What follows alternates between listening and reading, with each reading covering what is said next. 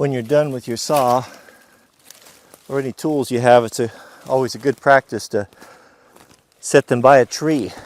If you're running heavy equipment, I've seen several saws ran over and crushed. If you put your stuff by a tree, obviously you avoid trees and you don't run over those. So that's one way to kind of keep your tools from getting hurt.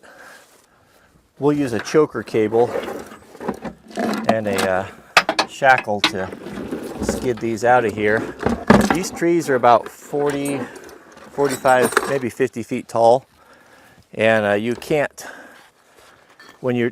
pull a tree that long through a tight forest if you need to make any bends. So we'll probably cut them in half, choke them all together. We should be able to skid them out of here one try.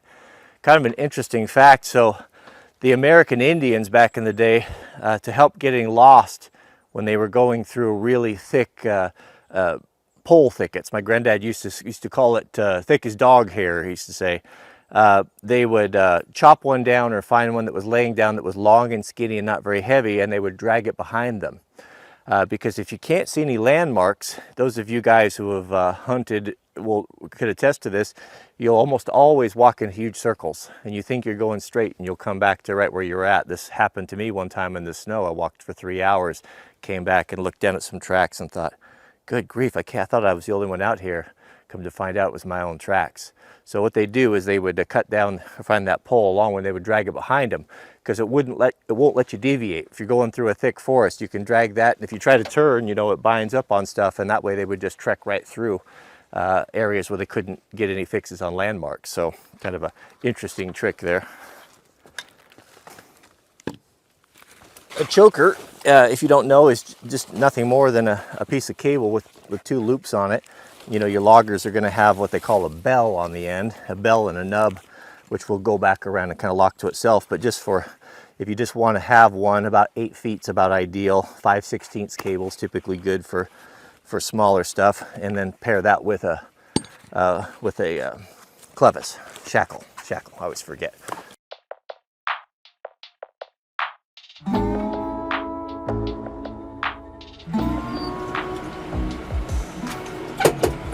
When you're pulling heavy loads, whether it be a truck or tractor, always be sure and hook as low as you can. You'll be much less likely to roll over. It'll keep that center of gravity down.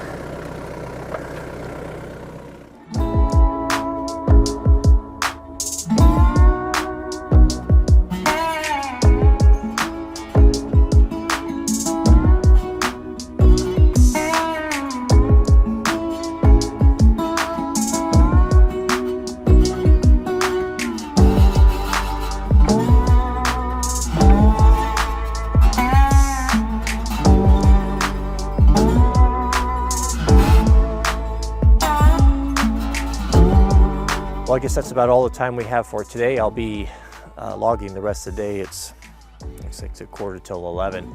I'm not going to video it. It takes too long to bring the camera along.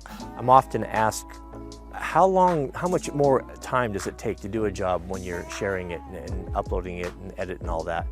And I would say probably 4 times.